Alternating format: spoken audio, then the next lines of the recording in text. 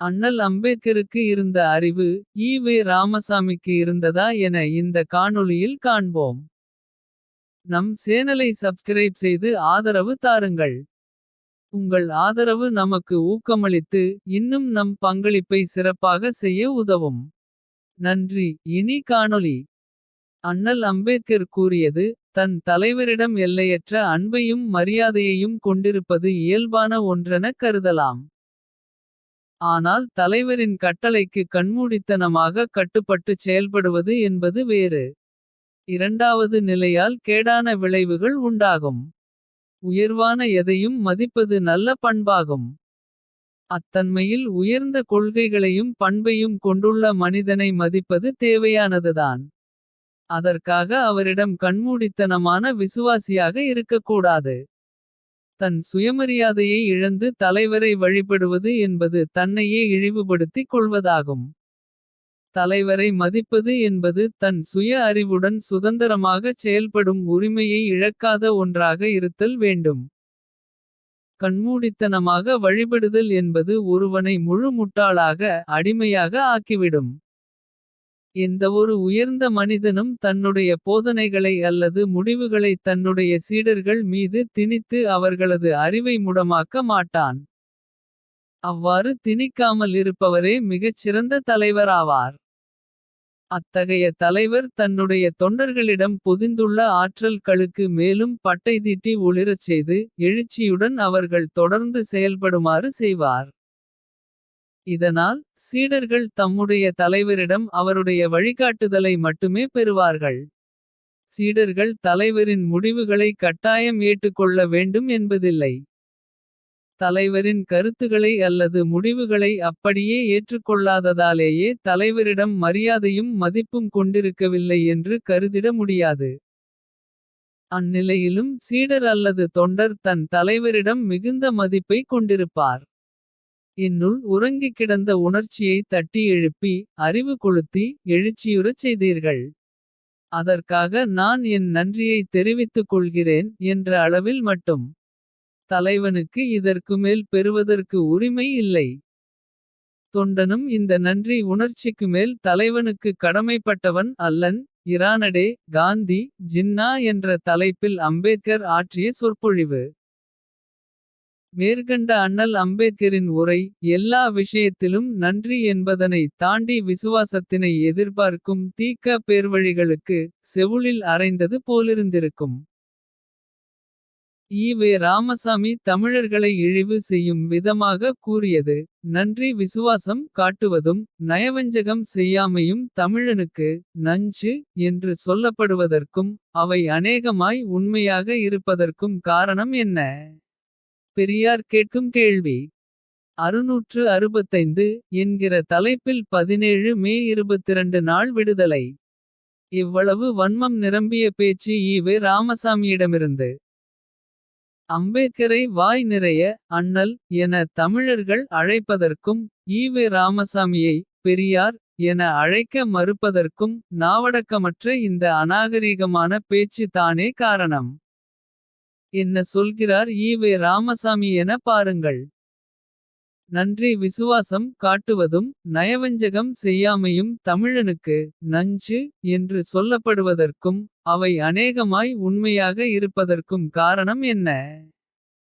தமிழர்களை நன்றி கெட்டவன் என்பதையும் நயவஞ்சகம் செய்ய அஞ்சாதவன் என்பதையும் எத்தனை வார்த்தை ஜாலத்துடன் கூறுகிறார். இதுவரை மானமுள்ள தமிழர் எவரும் ஈனத்தனமான இந்த பேச்சை கண்டிக்கவில்லை என்பது தான் கொடுமை.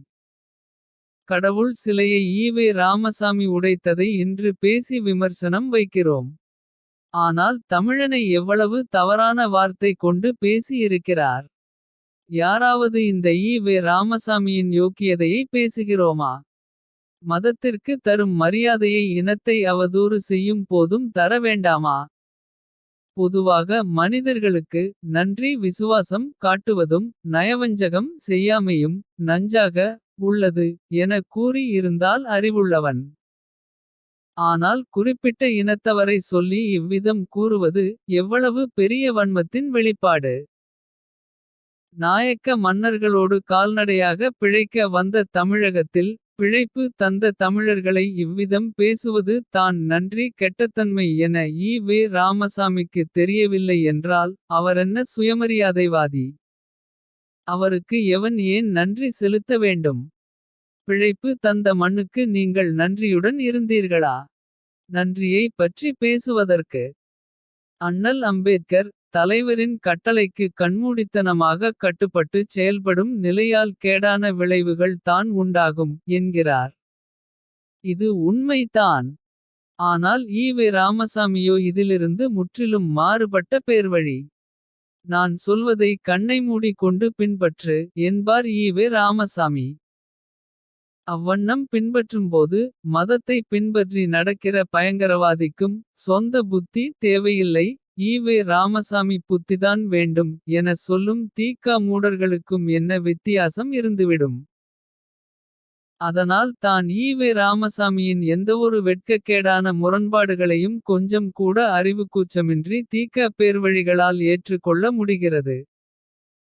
அம்பேத்கர் சொன்னதற்கும் ஈ. வே. ராமசாமி கூறியதற்குமான மலையளவுள்ள வேறுபாட்டை பார்ப்போம்.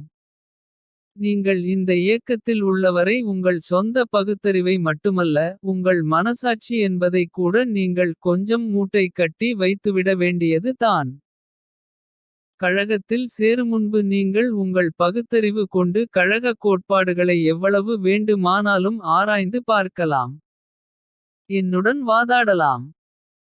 உங்கள் மனசாட்சி என்ன கூறுகிறது என்றும். என்னுடைய தன்மை எப்படிப்பட்டது என்றும் நீங்கள் எவ்வளவு காலத்திற்கு வேண்டுமானாலும் ஆற அமர இருந்து யோசித்து பார்க்கலாம்.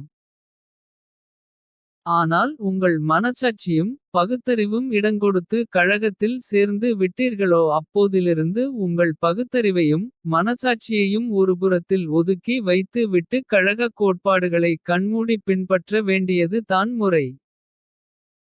அம்பேத்கர் கூறியதற்கு முற்றிலும் முரணான பேச்சில்லையா. ஈ. வே. ராமசாமியிடம் தென்படுவது. தலைவரை மதிப்பது என்பது தன் சுய அறிவுடன் சுதந்திரமாகச் செயல்படும் உரிமையை இழக்காத ஒன்றாக இருத்தல் வேண்டும். கண்மூடித்தனமாக வழிபடுதல் என்பது ஒருவனை முழு முட்டாளாக. அடிமையாக ஆக்கிவிடும். எந்தவொரு உயர்ந்த மனிதனும் தன்னுடைய போதனைகளை அல்லது முடிவுகளை தன்னுடைய சீடர்கள் மீது திணித்து அவர்களது அறிவை முடமாக்க மாட்டான். அவ்வாறு திணிக்காமல் இருப்பவரே மிகச் சிறந்த தலைவராவார் என்கிறார் அம்பேத்கர். இதனை தொண்டர்கள் என்பவர்களும் சுயமரியாதை நிரம்பியவர்களாக இருக்க வேண்டும் என்ற அக்கறை. உண்மையிலேயே இருந்தவரின் கூற்றாக பார்க்க முடிகிறது. ஆனால் ஈ. வே. ராமசாமி தன் தொண்டர்கள் கொத்தடிமைகளை விட கேவலமான பிறவிகளாக இருக்க வேண்டும் என கருதுகிறார். கொத்தடிமைகளுக்கு கூட விடிவு பிறக்கும் வாய்ப்புள்ளது.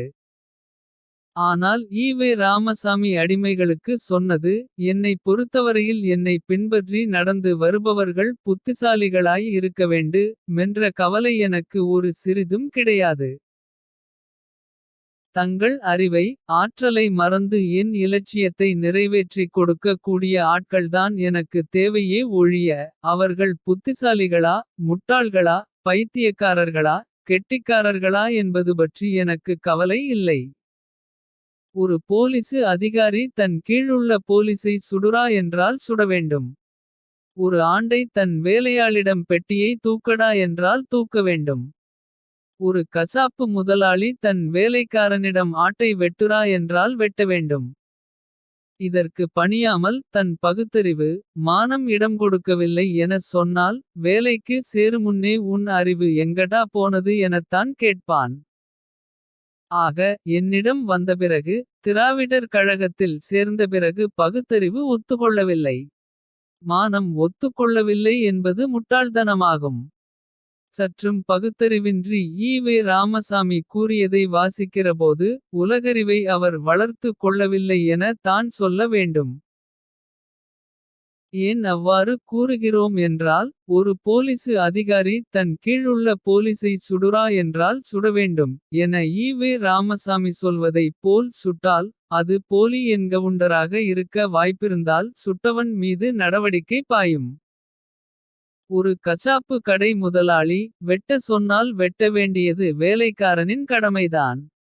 அதற்காக கெட்டுப்போன இறைச்சியை வெட்டினான் என்றால். அவன் மீதும் நடவடிக்கை பாயும். அப்போது ஆண்டை சொன்னது ஆபிசர் சொன்னது. பெரியார் சொன்னது என்பனவெல்லாம் எடுபடாது.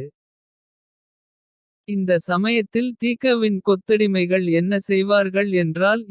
ராமசாமி கூறிய மற்றொரு அருள்வாக்கை எடுத்துக்கொண்டு அலறியடித்து வந்து ஒப்பாரி வைப்பார்கள். யார் சொல்லி இருந்தாலும், எங்கு படித்திருந்தாலும், நானே சொல்லி இருந்தாலும்.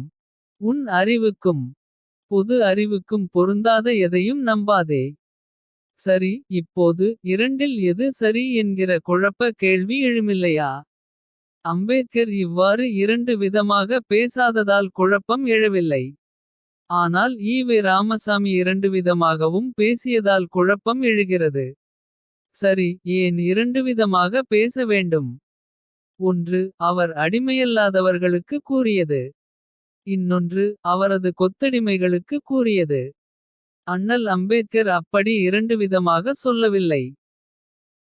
ராமசாமி கூறுவதை கேளுங்கள். இவர் இயக்கத்தில் சேருகிறவரை எவ்வளவு வேண்டுமானாலும் சிந்திக்கலாமாம். இவர் இயக்கத்தில் சேர்ந்த பிறகு சிந்திக்கவே கூடாதாம். ஐயா, உங்கள் இயக்கத்தில் சேர்ந்ததற்கு கிடைத்த பரிசாயா இது. நம் மூளைக்கு விலங்கிட முயல்கிறவன் பகுத்தறிவாதியாகவும் இருக்க முடியாது. தலைவனாகவும் இருக்க முடியாது.